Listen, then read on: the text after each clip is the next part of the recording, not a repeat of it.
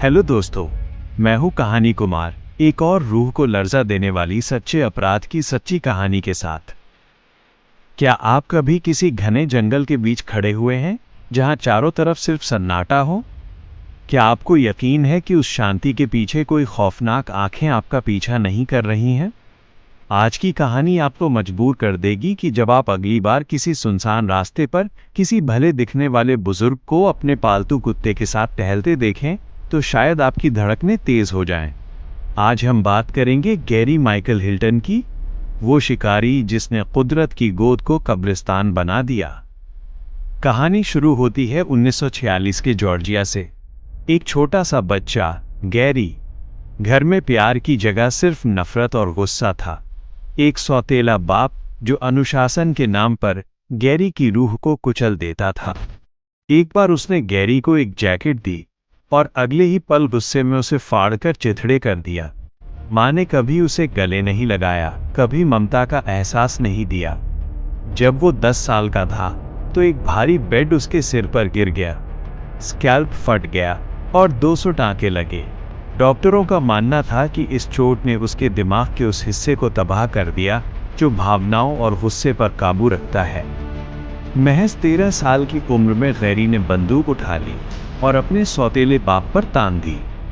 गोली चली, लेकिन किस्मत से वो बच गया। माँ ने बेटे को अपनाने के बजाय उसे सुधार गृह भेज दिया। वहाँ उसे संगीत और सुकून मिला, लेकिन भीतर की दरारें बहुत गहरी हो चुकी थीं। आगे चलकर वो सेना में गया, न्यूक्लियर यूनिट का हिस्सा बना, शादी भी की, लेकिन आवाजें उसका पीछा नहीं छोड़ रही थी। उसके भीतर का शैतान जाग चुका था। उसे स्किज़ोअफेक्टिव डिसऑर्डर बताकर सेना से निकाल दिया गया। गैरी ने बाद में कहा था, सेना ने मुझे सिखाया कि मारना और नैतिकता दो अलग चीजें हैं। 4 शादियां टूटी, कोई अपना नहीं बचा। वो अपनी सफेद वैन में अकेला रहने लगा। उसके साथ सिर्फ उसका एक कुत्ता था, डैंडी। यही उसका एकमात्र परिवार था। 2007 तक आते आते गैरी की उम्र 60 पार हो चुकी थी। वो दवाइयों और पैरानोइया के जाल में फंस चुका था। और फिर शुरू हुआ खौफ का वो सिलसिला जिसने नेशनल पार्क्स को दहला दिया।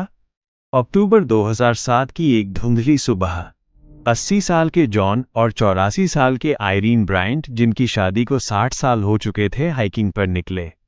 वे फिर कभी वापस नहीं आए।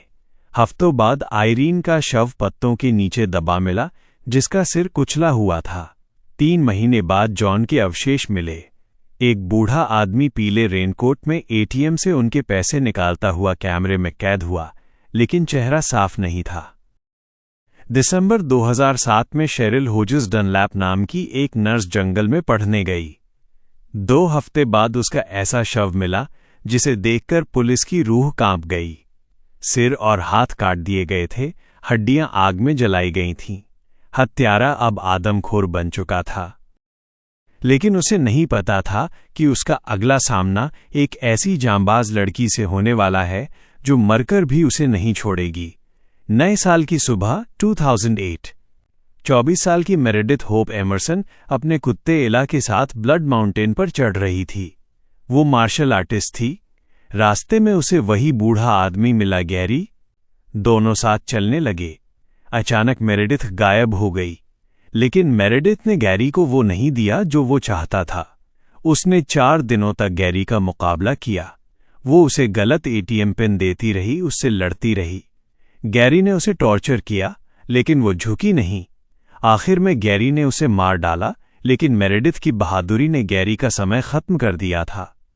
गैरी को जब पकड़ा गया, वो अपनी वैन साफ कर रहा था।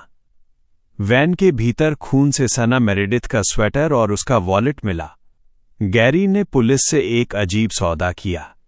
उसने कहा, मैं सब बताऊंगा, बस मेरे कुत्ते डैंडी को एक अच्छे घर में रख देना।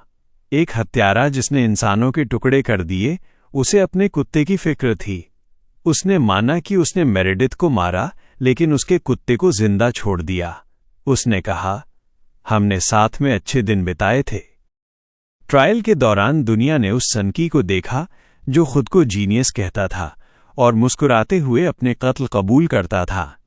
आज वो 79 साल का है मौत की सजा का इंतजार कर रहा है।